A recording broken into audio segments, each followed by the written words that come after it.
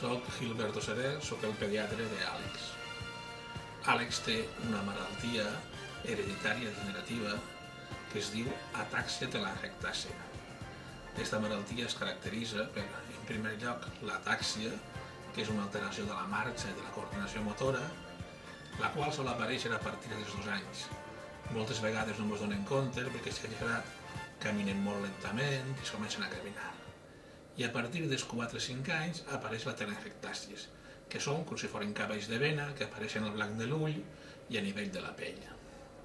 Aquesta malaltia condueix poquet a poquet a una degeneració de la part posterior del cervell, el cerebel·lo, i entonces els problemes de marxa cada volta s'acrecenten més. I al mateix temps també afecta al timo, que és on es desenvolupen les defenses, produint-li una immunodeficiència. Què podem fer nosaltres per diagnosticar-la? Al veure que el xiquet no camina i altera la marxa, podem fer una analítica i entonces sí que veiem que totes les seves defensetes han disminuït.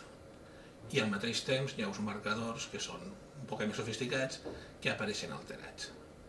En aquests xiquets hi ha que tindre molt de cura perquè solen tindre, degut a aquesta immunodeficiència, infeccions respiratòries molt freqüents i alguns altres trastorns com a complicacions que poden ser un limfoma o una leucèmia.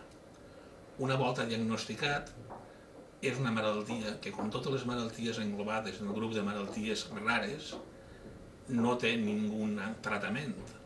Únicament són mesures de suport per a que el xiquet estigui el millor possible. En aquestes malalties el que sempre intentem és donar un gran recolzament a la família i intentar sempre previndre les complicacions. I tots tenim que col·laborar en la nostra aportació que puguem fer cada un per a incentivar la investigació d'aquestes malalties rares, que és l'única possibilitat de futur que tenen aquests xiquets. Com és una malaltia, com vos ha dit, que és hereditària, sempre hi ha que fer un consell genètic als pares afectes per si volen tindre un altre xiquet, veure que no estigui afectat, ja que afecta un cromosoma concret, que és el cromosoma 11. Nosaltres, el que vos ha dit, el que tenim que fer ara és recolzar a la família, donar-li suport al xiquet i cada un col·laborar en el que puga, però ja vos dic jo que aquestes malalties necessiten una investigació que avui dia, conforme estem assumptes, és molt cara per a que pugui resoldre-les més avant.